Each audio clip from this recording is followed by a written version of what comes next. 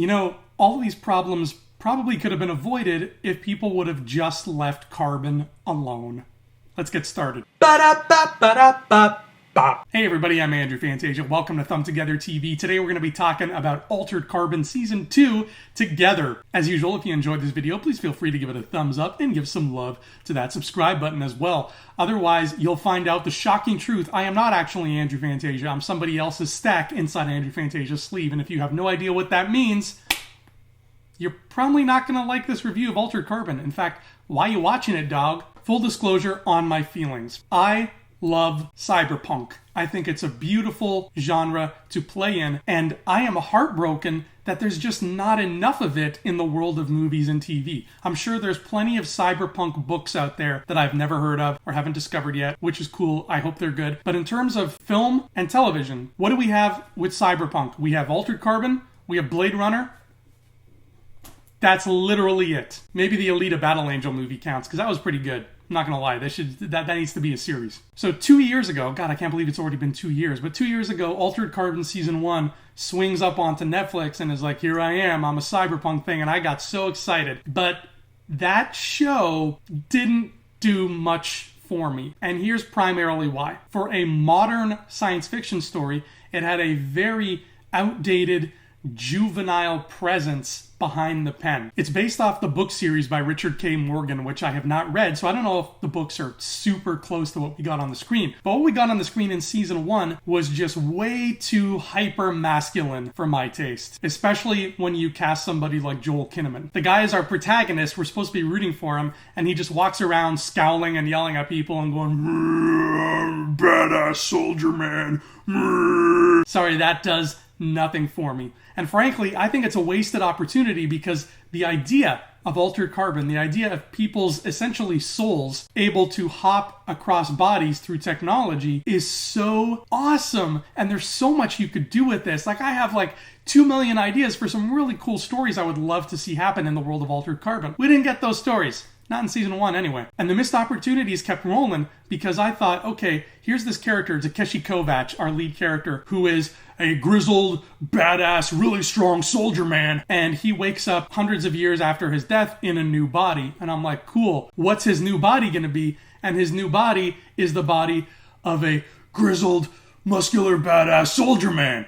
And I'm just like, well, okay, why not take this guy's soul and put it in the body of like a 6-year-old girl or something and see how he rolls with that. Do something wild with this concept instead of going from badass man to badass man. And that's why I wasn't a fan of Altered Carbon, because I'm not a fan of those kinds of characters who are just like, I never smile. Sorry, not for me. So then along comes Altered Carbon Season 2, and it kind of snuck up on me. And first and foremost, they were like, hey, Joel Kinnaman's gone. That character is now going to be played by Anthony Mackie. Now this is cool for a couple reasons. The whole idea of uploading your consciousness to a different sleeve means that TV show wise, this has the potential to be even cooler than whatever the books are, because you could do this. You could have different actors playing the same characters, kind of like what they did with the show Dollhouse. Y'all remember Dollhouse, where different personalities were downloaded into the same like 6 actors so that they were essentially playing a new character on every episode of the show? This has the potential to do something similar. So I'm like, okay, season 2, we got a different guy playing Kovacs.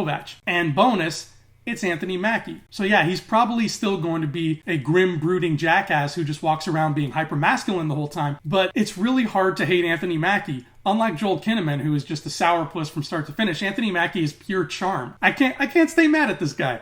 Look at him. And I walked away from season 2 not loving it, but liking it a whole lot more than I liked season 1. And I think that's a combination of things. I think it's a combo of Anthony Mackie, who is great as usual. The story felt tighter and more coherent of itself, with a few exceptions. Renee Elise Goldsberry's character, Falcon, is supposed to be this big, legendary revolutionary who's always like, you know, fighting for her cause. It's all about her cause. That's all she talks about is her revolution, her cause. And I'm just like, okay, I've watched 2 seasons of this now. I still don't quite get what your cause is, lady. What are you rebelling against? I'm assuming it's this body of political power called the Protectorate, who apparently, from the sounds of things, runs the show in this galaxy. But here's the thing, the Protectorate, as far as I can gather, doesn't even show up in this season. They're just stuck on a planet with a corrupt governor. Doesn't look like this planet's even under any kind of police state or anything. The political turmoil is weird. They're just saying that it's there. They're saying that there's civil unrest and that there's a rebellion brewing underground, but they're telling us instead of showing us. I don't see any examples really of this being a police state until the very last episode, when the councilwoman really just starts abusing her power because she's going into full-on evil mode. So there's all this talk of rebellion and politics and making a stand for freedom, and I'm just like, you guys seem fine. This is probably one of the more decent political systems I've seen in a dystopian sci-fi. Like, what are y'all complaining about? Chill. You guys are doing okay. I don't know, maybe I'm missing something. Like I said, it's been 2 years, man, since I saw season 1. God only knows what I forgot to retain from that show. And I mean, Joel Kinnaman's presence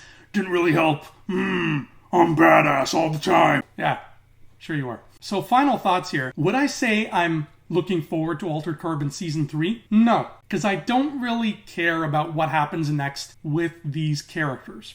I want to, but I don't. Am I looking forward to Altered Carbon, the universe in general, and playing in this sandbox more?